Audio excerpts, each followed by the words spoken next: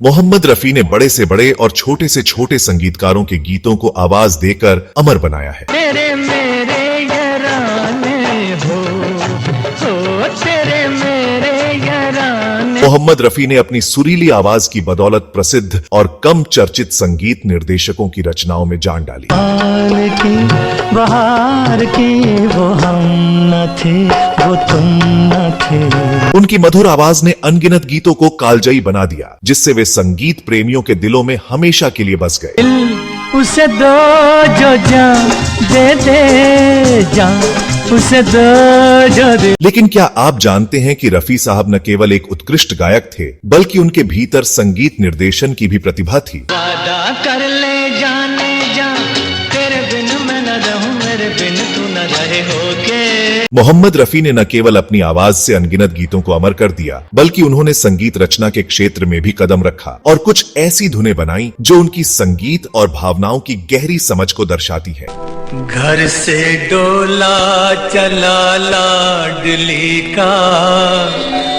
उन्होंने खुद ऐसी धुनें रची जो उनके दिल की गहराइयों से निकली थीं। इस वीडियो में हम आपको लेकर चलेंगे मोहम्मद रफी के एक ऐसे अनकहे सफर पर, जहां वो एक गायक से बढ़कर एक संगीतकार बन जाते हैं। मोहम्मद रफी ने जिन गीतों की धुनें खुद बनाई, उनमें से एक गीत तो वह है जिसे उन्होंने अपनी बेटी के निकाह के मौके पर खास तौर पर रचा। घर से डोला चला लाडली का।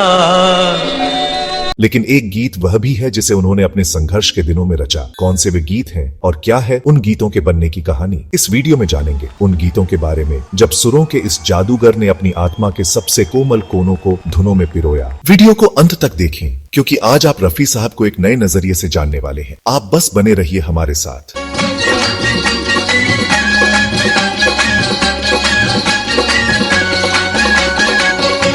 दोस्तों, जब रफी साहब फिल्म संगीत की दुनिया में अपने पैर जमाने की कोशिश कर रहे थे, उस दौर में उन्होंने संगीतकारों के सामने अपनी आवाज का जादू दिखाने के लिए खुद एक गीत रचा और उसे अपनी आवाज में रिकॉर्ड कराया।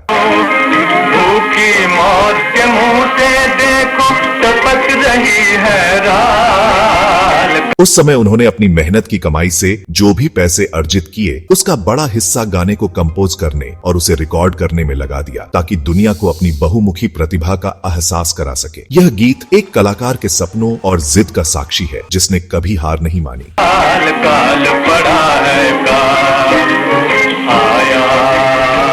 दोस्तों, रफी साहब के बनाए गीतों में एक गाना वह है जिसे रफी साहब ने अपनी लाडली के निकाह के मौके पर बनाया और खुद गाया।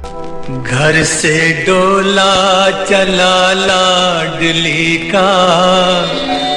रफी साहब ने इस गीत के जरिए अपनी बेटी को अनमोल तोहफा दिया, एक ऐसा नगमा जिसे उन्होंने खुद कंपोज किया और गाया भी। कितने नाजों से पाला था हमने हर तरह। इस गाने में रफी साहब ने बेटी की विदाई के वक्त पिता के भावनात्मक दर्द को आवाज दी थी। आज बाबुल करो न पूछो और माँ का। खास तौर पर बेटी के लिए गाया गया वो गाना कभी रुपहले पर्दे पर नहीं आया। यह गाना प्राइवेट संग्रह मेरी बेटी मेरे नूरे जिगर का हिस्सा है। हर एक लफ्ज़ दुआ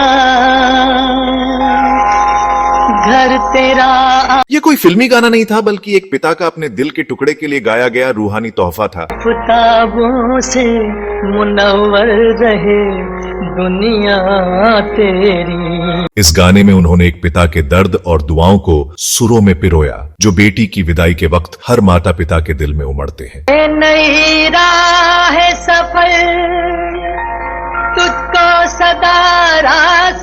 उनके फिल्मी गीतों के विपरीत उनकी यह रचना कभी सिल्वर स्क्रीन या जनता तक नहीं पहुंची। यह एक व्यक्तिगत रचना थी जो परिवार के निजी संग्रह में संरक्षित है। दुआ है तेरी हर याद मेरे साथ रहे। रफी साहब की मुख्य विरासत पार्श्व गायन में निहित है, लेकिन उनके द्वारा स्वयं रचित गीत उनकी बहुमुखी प्रतिभा की एक रोचक झलक पेश करते हैं। प्यारी प्यारी वो गुड़िया बिछूटी हाय बचपन। हालांकि रफी साहब के पास धुनें रचने की प्रतिभा थी, लेकिन उन्होंने कभी भी अपने सहयोगी संगीत निर्देशकों को पीछे छोड़ने की कोशिश नहीं की, न ही संगीत रचना को अपने करियर के रूप में आगे बढ़ाया। आपका चेहरा माशाल्लाह, जुल्फ का पहरा सुहानी। तो दोस्तों, आपको मोहम्मद रफी द्वारा बनाई गई ये धुनें कैसी लगी, हमें कमेंट में जरूर बताएं। मिलते हैं अगली बार एक और अनसुनी दास्तान के साथ। तब तक के लिए संगीत से जुड़े रहिए और दिल से सुनते रहिए।